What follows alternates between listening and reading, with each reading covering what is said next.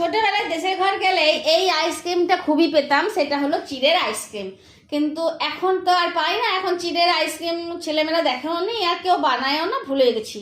তবে গ্রামাঞ্চলে গেলে হয়তো এখনো পাওয়া যেতে পারে। তবে ছোটবেলাতে যখন দেশের ঘরে গরম ছুটিতে যেতাম তখনই দেখতাম যে ইতিহাসে যেটা পড়েছিলাম যে আগে জিনিস দিয়ে লেনদেন হতো বা কেনা বেচা হতো, সেটাই গাঁয়েই দেখতে পেয়েছিলাম প্রথম আমি। মানে আমার ঘরে যখনই ওই তোমার রাস্তাটির উপরে আইসক্রিমওয়ালা বিক্রি করতে আসতো আইসক্রিম, তো জেঠিমা কেনা চালই ওরাও কিনেই আনতো, চাষের চালই কিন্তু কিনে আনাই হতো। তো এক কোটো দেবার বলতো যে যা এই আইসক্রিম কিনে নিয়ে গেছে, তোরা আইসক্রিম খাগা। যে আমাকে আমার ভাইকে এক কোটো করে চাল দিত, আমরা গিয়ে পরে একটা আইসক্রিম কিনতাম। আর কি ভালো লাগতো গো, মানে যদি ধরো আইসক্রিমের কোয়ালিটি একটু বেশি হতো তাহলে তো 1.5 কোটো চাল দিতে হতো, আর যদি ধরো এমনি বরফের আইসক্রিম খেতাম তাহলে 1 কোটো চালেই হয়ে যেত। তো অনেক দিন থেকে চিড়ের আইসক্রিম খাওয়ার খুব ইচ্ছে ছিল, কিন্তু আইসক্রিমটা জমাবো সেটার কোনো জায়গা আমার কাছে নেই। আর কোনো জায়গা থেকে, দোকান থেকে, অ্যামাজন থেকে, কোথাও থেকে অর্ডার করে বা কিছু করে কিনতেও পারিনি। তাই লাস্টে শেষে বিলুকে বললাম যে আমি আমের মধ্যেই আজকে চিড়ের আইসক্রিম করব, আমের খোসার ভিতরে।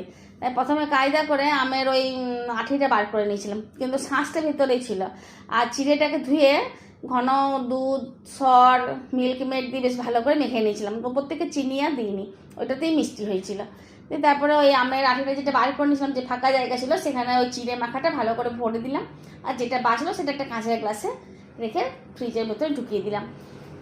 জমে গিয়ে দারুণ খেতে লাগলো। যেটা শুধু গ্লাসের মধ্যে রেখেছিলাম সেটা পিস পিস করে খেতে সত্যিই মনে হলো যেন ছোটোবেলাকার সেই চিড়ের আইসক্রিমই খাচ্ছি।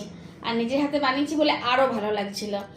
আর আমটা তো দেখেই মনে হচ্ছে যেন একদম গোটা একটা আমই বার করেছি, যেটার ভেতরে আঠি নেই, চিড়ের পুর ঢোকানো আছে।